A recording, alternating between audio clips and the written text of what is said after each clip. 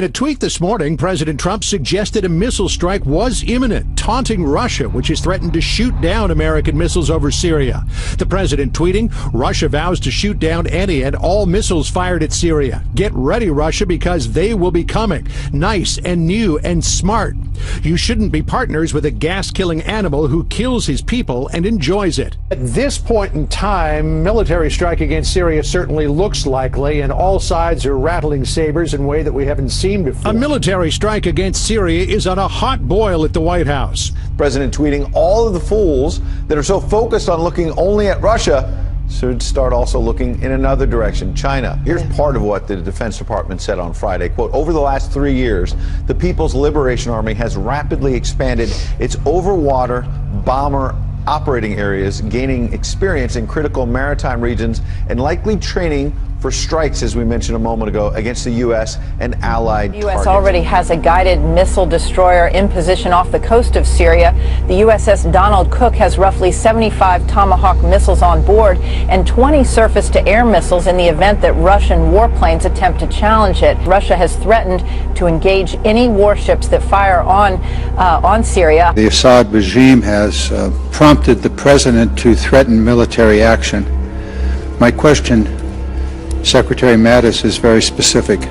What is the legal authority, the precise legal authority of the United States government to engage in military action in response to the chemical weapons use by the Assad regime? And as Russia prevents the United Nations from dealing with it, we can sit acquiescent or we can do something about it.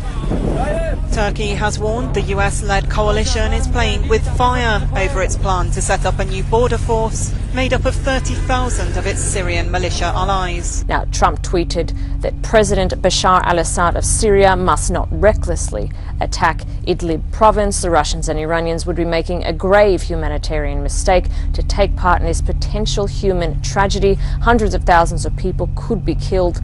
Don't let that happen. And the meetings we've seen happening just now are all looking forward to this higher level meeting that's going to take place on Friday, aren't they?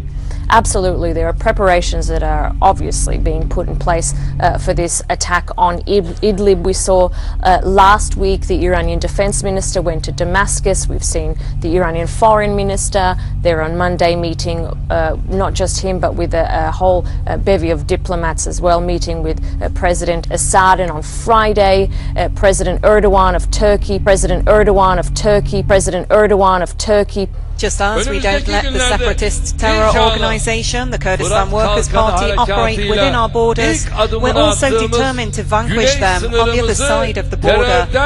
In the coming days, we should continue the operation to purge our southern border from terror. Putin of Russia will go to Tehran to meet with Iran's President Hassan Rouhani. با دم شیر بازی نکنید.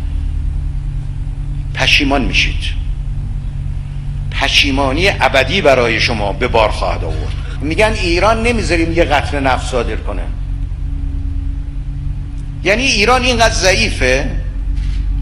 کجا هستید شما؟ چی فکر میکنید؟ حتما نمیتونید این کارو بکنید. قطعا نمیتونید این کارو بکنید.